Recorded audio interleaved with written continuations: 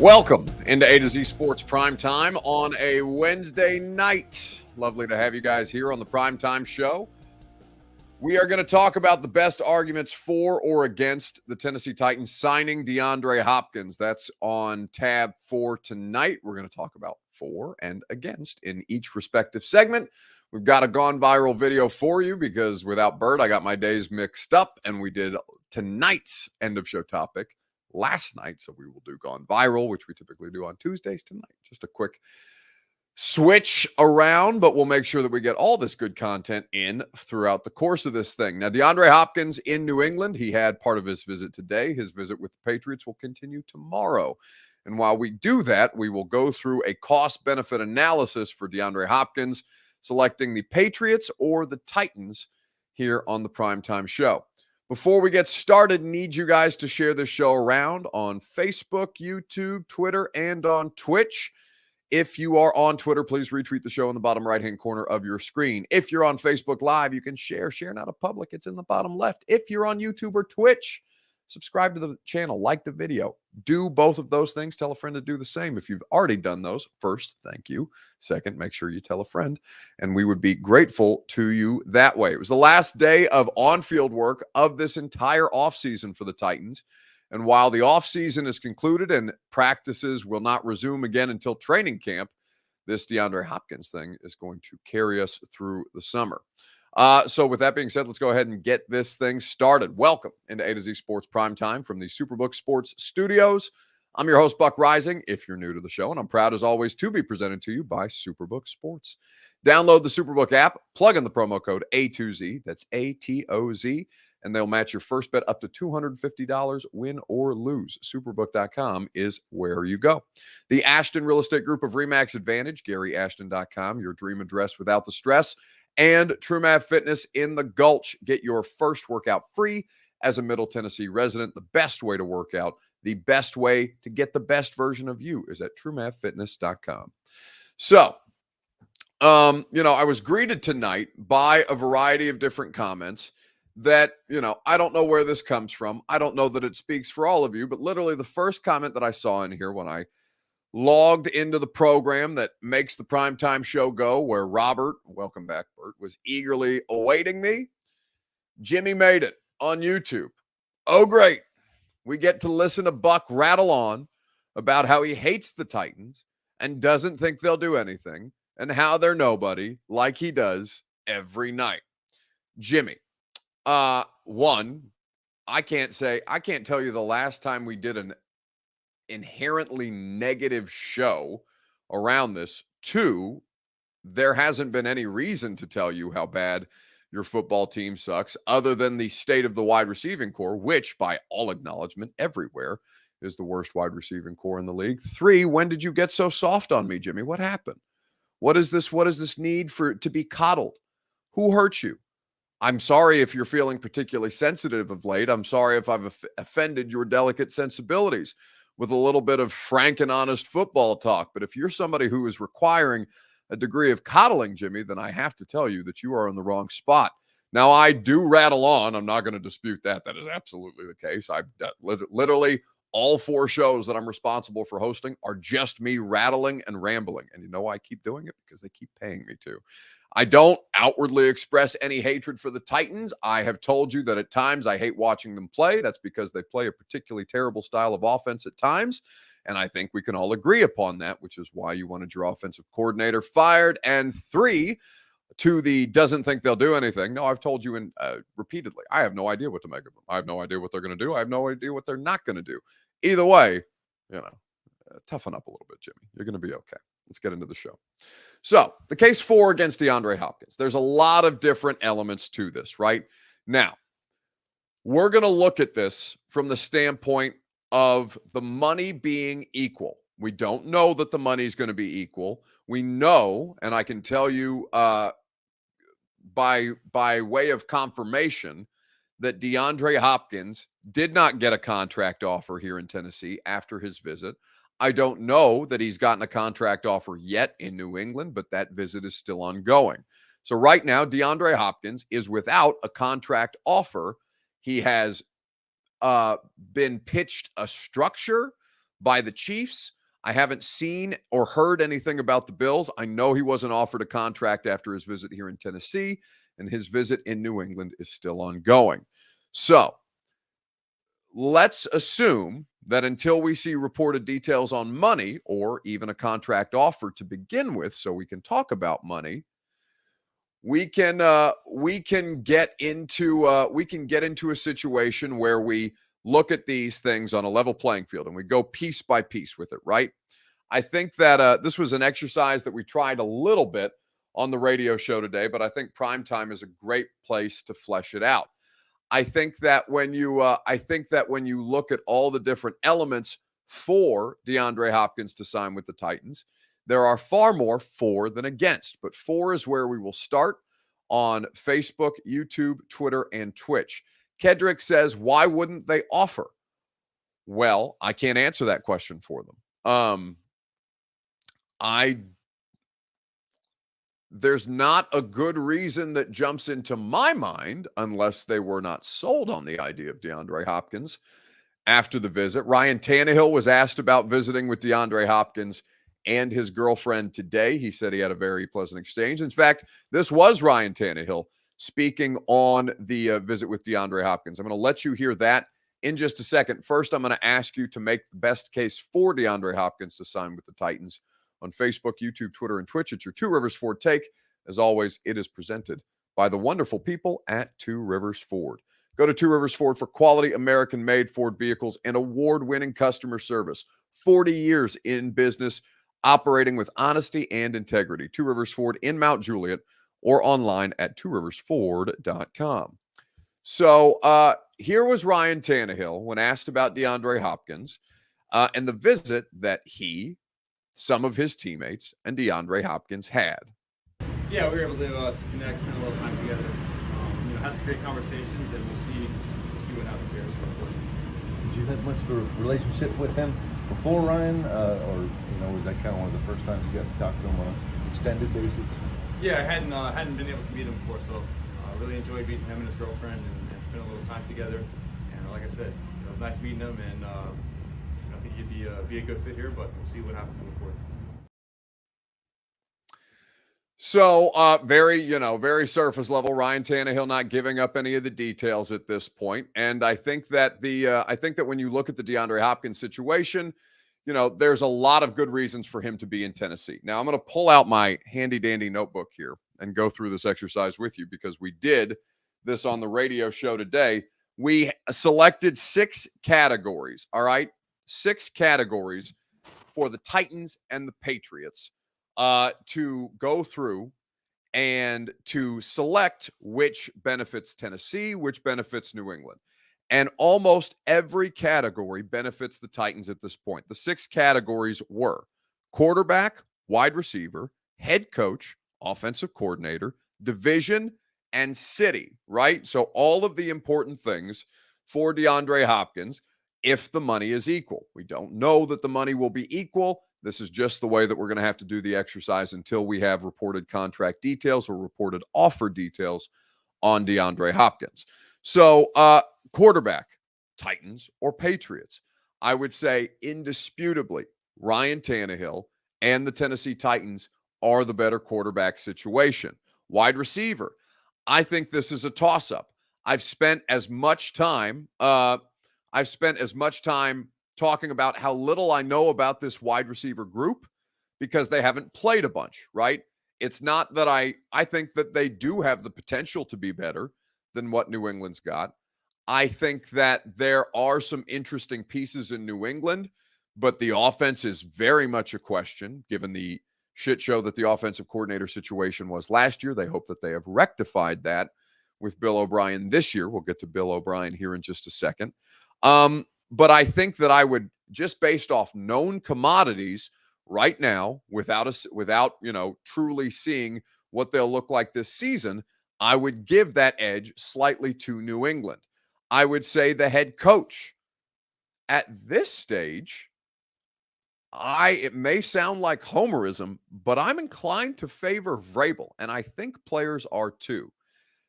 It is, I have never heard any player who has been in New England talk about enjoying the experience other than the winning. They haven't done nearly as much winning as they're accustomed to in the last 3 years. The head coach, Bill Belichick, is the greatest NFL head coach in the history of the game. Bill Belichick has also looked a little more mortal without the greatest quarterback of all time. I think that then you look at the situation for Mike Vrabel and for Bill Belichick is still the greatest coach in the history of professional football. I don't think he's the best coach in the NFL anymore. I think that belongs to Andy Reid. I don't know where if you ask me to rank them necessarily, I don't know that I would have Mike Vrabel in the top 10, but I know that I would look at Mike Vrabel, look at Bill Belichick, if I was a player at this stage and say, well, if inherently the head coach isn't going to help me win that many more games, because the sales pitch for New England used to be indisputably Super Bowls. We will get you to the Super Bowl. We will offer you the best chance to compete for a Super Bowl. That's not the case anymore. So it seems almost blasphemous to say, but if I was a player, I would probably favor Vrabel at this point. That doesn't mean that I think Bill Belichick's a bad coach at this stage of his career, even though I think he's coming off one of the worst coaching decisions that he's ever made with the offensive coordinator debacle last year. But I think that when you look at this in modern day, I think that Mike Vrabel might get the edge with a lot of different players who are looking around and trying to decide where they might want to play in the coming seasons. So let's, Jay Street says, just like Bill had Brady and now look pedestrian, the same can be said about Andy Reid. He has Mahomes. And I do completely understand Mahomes is the most important variable in that equation. Brady was the most important variable in the recipe for the Patriots' success. I'm not disputing that. Andy Reid with Patrick Mahomes is currently the best head coach in the NFL. Bill Belichick, when he had Tom Brady, was the best head coach in the NFL. I do think that I would give the advantage to Mahomes and Reid right now, because what I have seen, for example, let's do it this way. And it's just a hypothetical, so there's no way, I'm just posing you the idea. If you'll remember, Texas Tech, Patrick Mahomes in college. Patrick Mahomes was still regarded as a first-round talent, but he was far from viewed as what he is today, which is arguably the best player at the position that we've ever seen. Not the most winning player at the position, that's Brady, but the best physically, athletically, all around. Brett Favre is the closest comparison. Aaron Rodgers is the closest comparison, and Mahomes seems like the next evolution of that, right? So I think that when you look at Andy Reid and Patrick Mahomes, say, for example, the circumstance had allowed Cliff Kingsbury as head coach of the Cardinals, instead of taking, well, I guess he wasn't the head coach of the Cardinals when they took Josh Rosen, but imagine that Cliff Kingsbury had ended up with Patrick Mahomes after having him in college. Now, they were not a winning football team at Texas Tech, despite having Mahomes, despite putting up points all over the place. Cliff Kingsbury was not regarded as the best head coach at Texas Tech or in the pros. I don't know how much different Mahomes' development trajectory would have liked had he landed with Cliff Kingsbury in the pros the same way that he did in college. But I know that Andy Reid is regarded as one of the brightest minds in professional football. Having the best quarterback does help. But when you see the amount of times when Mahomes might hit a speed bump, that their scheme allows them to problem solve in real time, I think that Zach Taylor deserves a lot of credit for this in the past year. I thought the Bengals did that spectacularly without Jamar Chase. I think Andy Reid and that offensive coaching staff in Kansas City deserves a ton of credit for the ability to problem solve. I am fascinated to see who Sean McVay is, somebody who is regarded in this same way. So I would say that Andy Reid right now, this year, is the best coach in football, because not only does he have the best quarterback, but he also makes that quarterback even more unstoppable by his ability to problem solve, I think, in real time. For example, Alex Smith making the playoffs regularly with the Chiefs under Andy Reid. They weren't winning championships. This much is true. Absolutely. Indisputably. but I do think that there is an advantage there to Andy Reid that I wouldn't quite discount him the way that it seems like that comment wants to do. But I understand what you're saying. The talent matters infinitely more, especially the talent at the quarterback position. So the argument for is simple. Better quarterback. Well, let's go through this list again right after I remind you that the Primetime Show is made possible by the Ashton Real Estate Group of RE/MAX Advantage. Go to GaryAshton.com for your dream address without the stress. So looking at this list again, quarterback, Titans, skill position players. Like I said, the Titans may end up having the better group by the end of the season. Right now, they're too big of an unknown. I'm going to favor the Patriots on that one. So we've got 1-1 Titans and Patriots. Head coach, I'm going to give it to the Titans. Offensive coordinator, okay? So Bill O'Brien in New England, Tim Kelly in Tennessee, both coaches have had success with DeAndre Hopkins. Bill O'Brien has had infinitely more success with DeAndre Hopkins as his play caller. According to Diana Russini of ESPN, who will be on the radio show next week, I think Tuesday is when we're scheduled to have Diana. So we'll talk to her more about that. But Diana is reporting that there is no animosity whatsoever between Bill O'Brien and DeAndre Hopkins, because of course that situation didn't end very pleasantly when they were together in Houston. I'm going to favor Bill O'Brien in this situation. Tim Kelly may have the better offense in 2023. Bill O'Brien has had more success with DeAndre Hopkins and more success in the league as a play caller than Tim Kelly has. Like I said, doesn't mean that Tim Kelly can't get the better of him this year. Doesn't mean that Tim Kelly can't have the more successful offense in 2023. But right now, body of work, I'm going to favor the Patriots with Bill O'Brien. So now we're at 2 apiece, right? Division. No question. The AFC South is the easier division. That's 3 points in favor of the Titans if we're doing this by a point system based on a structure of 6 categories. So that's 3 in favor of the Titans and 2 for the Patriots. The city. I love Boston. I think Boston is an incredible place. I love when the Titans play at the Patriots because I always stay in Boston, stay in the business district. I love the history. I love walking around Boston. I love taking the walking tours. I love going to the museums. I love seeing all the historical buildings and sites for all these different things that have happened throughout the course of American history. Boston is an incredible place. I also like that I don't have to live there year round. I personally would favor Nashville as a city to live in. I'm sure many people would pick Boston I'm sure. I don't know that the majority would pick Boston. I do think Nashville is largely regarded as a better place to live. How much that matters to Hopkins, I think, again, all of this is largely irrelevant. It's it's almost exclusively about who pays him the most money. Major Key says Boston is very racist. I would say that Boston has a very, very, very racially charged history, certainly with their sports figures. Bill Russell, regarded as the greatest champion, the greatest winner in basketball history. The horrors, the racial abuse that Bill Russell in Boston suffered from the people alleging to be his fans, really, that's Bill Russell is just one of the more famous examples. Like you've heard Jaylen Brown, for example, talk about not necessarily being sure about Boston. But I would also say that if we're going off racially charged history, to cite Boston having a more racially charged history than Tennessee, I don't know that you could. I think you would struggle to make that argument. I think there are problematic circumstances if you want to go based off history with both, of course. But I would say that Boston is much louder. Boston is still very, very abrasive with it. And I think that there is, while there is, I don't want to discount racism anywhere.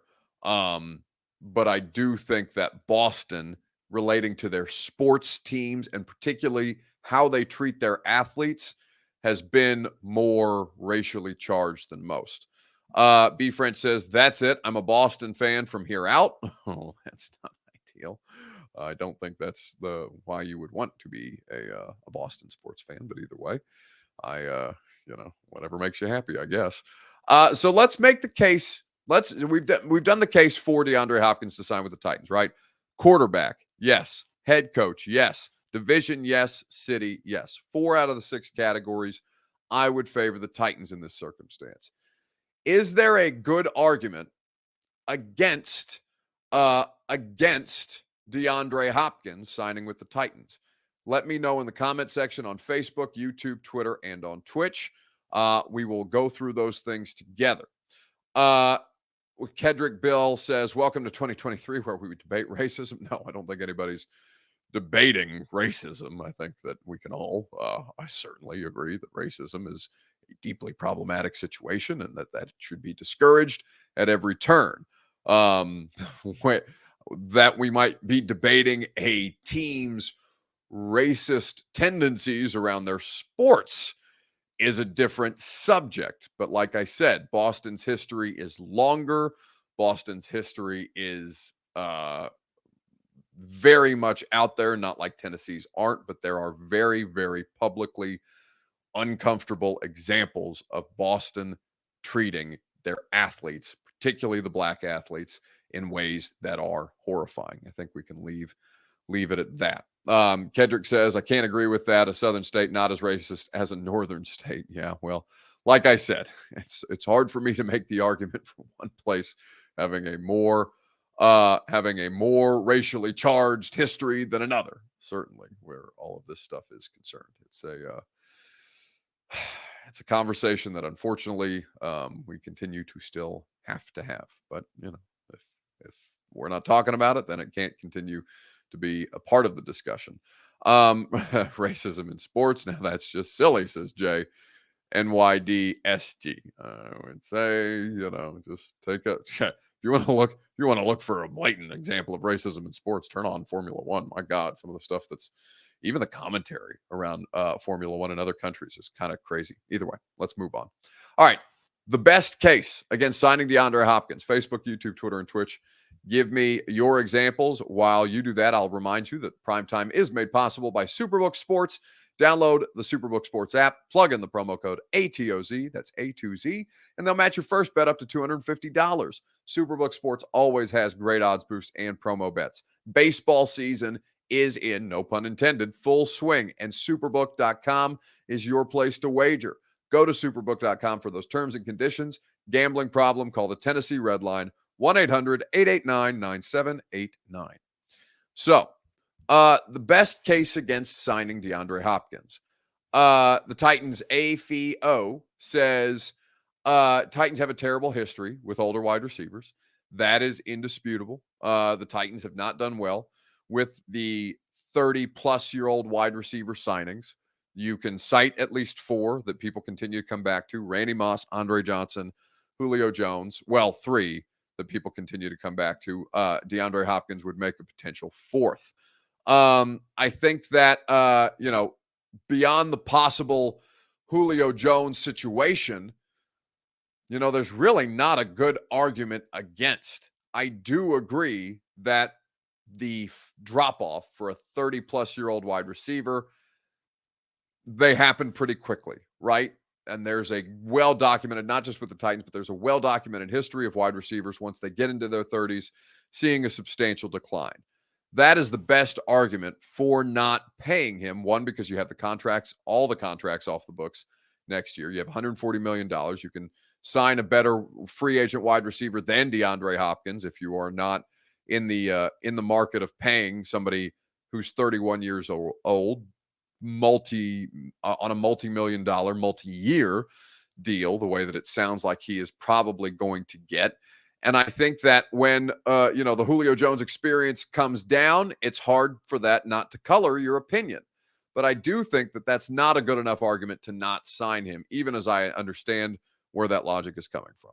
He is there today. He is there tomorrow. It is similar to the Tennessee Titans arrive today and then do the bulk of the visit at the facility tomorrow. It did sound like the Titans visit was really positive for DeAndre Hopkins. I did not expect the deal to get done around the time of his visit. I would even be a little surprised if a deal gets done with the Patriots, whose visit is today and tomorrow, because if you're DeAndre Hopkins, similar to what we've talked about with Dalvin Cook, waiting makes sense. You have no idea what is going to happen over the next month, or maybe even early into training camp. There are always, unfortunately, injuries. There are needs created. There are teams who take a look at the rookies and go, okay, this guy thought he was going to contribute. Maybe he's not ready to contribute just yet. Maybe a need arises. It makes sense if you're a veteran player. Maybe doesn't necessarily need to go to training camp like the rest of us do. Waiting makes sense. So I think for DeAndre Hopkins, get all the information you possibly can today and tomorrow, and maybe sit back a little bit and consider your options. So that is Ian Rappaport detailing the visit of Hopkins to New England. Again, very, very positive, feelings coming out of the Titans visit with Hopkins. But at this point, it's a wait and see type of situation. So I don't think there's a good argument for not signing DeAndre Hopkins to the Titans. I understand why the 30-plus-year-old wide receiver would kind of scare a lot of you off. He's not in the same health situation as Julio is. He's not, at the peak of his powers, but he's also far from washed based on last year's sample size of 9 games. And I think that DeAndre Hopkins would immediately make this the best wide receiving group in the division, which does count for something. If you win the division, if you make the postseason, you are automatically considered a contender. Whether you think you're a contender or not, the way that coaches look at this, and I think I explained this on the radio show the other day for those of you who listen to it. Here's how NFL coaches look at things, okay? They're trying to put together and coach the best roster to win the division. Once they get into the postseason, they're going to prepare as much as they can. They're going to make sure they're in the best possible position to succeed. Beyond that, it's kind of a let go and let God situation. Once you make the playoffs, you pray to the football gods that you get lucky and you make a run. But beyond that, football teams are constructed to try and win their division first and foremost. That makes them a contender because it secures a postseason spot. So I think that when you look at all the issues for the Titans, while I understand why everybody's downplaying it, if you make the playoffs, you are considered a contender. If you have the best wide receiving core in the division, it's going to give you a really good advantage to help you try and win that division. It does not guarantee that the Titans will win the AFC South. Does not guarantee that the Tennessee Titans will make the postseason. But if you get in, you have a chance. And at this point, that's all you could hope for.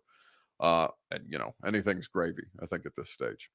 So let's move on to a gone viral video. Let's wrap up tonight's program on Facebook, YouTube, Twitter, and Twitch. Fair or foul, the Baby Gronk situation. Let me know on Facebook, YouTube, Twitter, and on Twitch. We'll discuss at length together right after I remind you about the place that I will be at 8 a.m. tomorrow morning. And you should be too for your first workout free. It's TrueMap Fitness in the Gulch, the best way to work out, a new way to work out, no workout ever recycled or repeated. TrueMap Fitness is always going to push you without overexerting you, put you in a position to succeed with the best coaching staff out there. It's an incredible facility. If you want to sign up for one of their memberships, work out as you please, sign up for personal training, take any of their great group classes, TrueMapFitness.com is where you go. So fair or foul, the Baby Gronk situation. If you don't know what Baby Gronk is being pushed by his father. He's a 10-year-old named Madden San Miguel is the kid's name, all right? And he's being pushed by his father as a football influencer. He's traveling around to college programs. He's taking pictures like he's going on recruiting visits. He's, interacting with Livy Dunn, the LSU gymnast, on social media to get his following up. His dad is reaching out to places like Bussin' with the Boys, right, to try and get interviews for Baby Gronk and to continue to try and raise this kid's profile, put him on a regimen, put him on a food regimen, a workout regimen, Baby Hercules, this thing, basically, for those of you who are old enough to remember that phenomenon. So the Baby Gronk thing, fair or foul, there's interview clips going around of Baby Gronk. Tell me if this is not terribly foul. Are you him is the real question. Yes. See, I'm going to punch him in. Ask that again, bro. Say, man, what kind of question is that? You see my Instagram. Say that. Ready?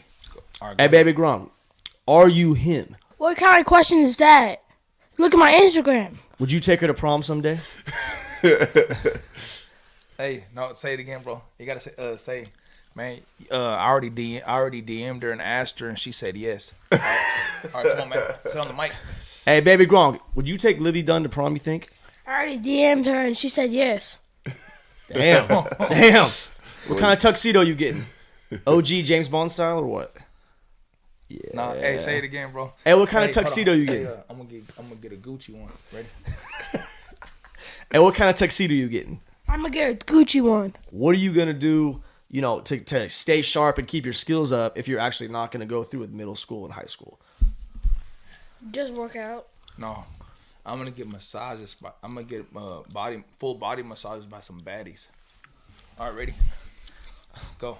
You want to ask it again, bro? Yeah. All right, go.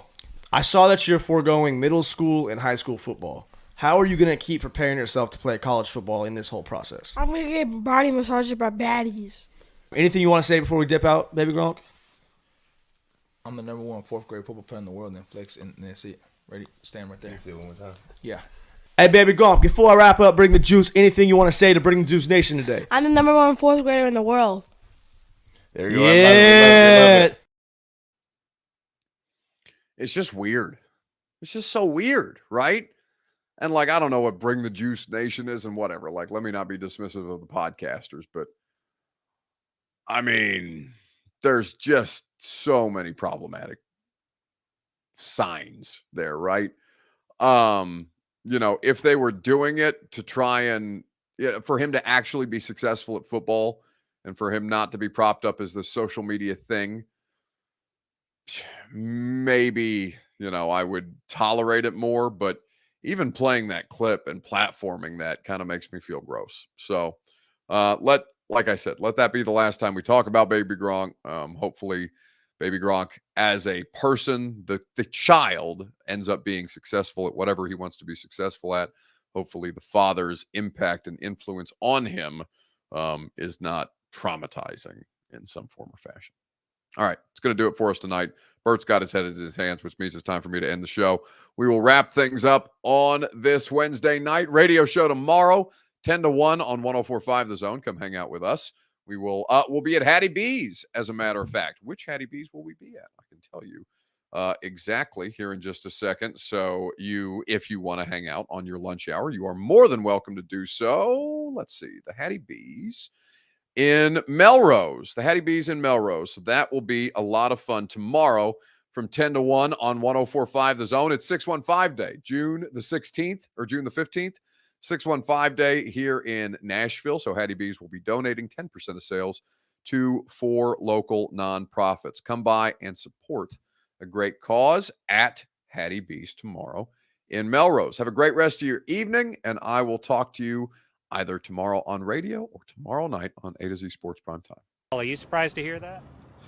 Certainly not. The first year we took it to the limit. And I was in Miami with my new beach house. Well, it was a couple minutes from the beach. It's been 20 years since then. We haven't been too strong in the last few years. Oh, we've been strong. We're just playing by the rules. You can't have a newcomer come in and steal a show.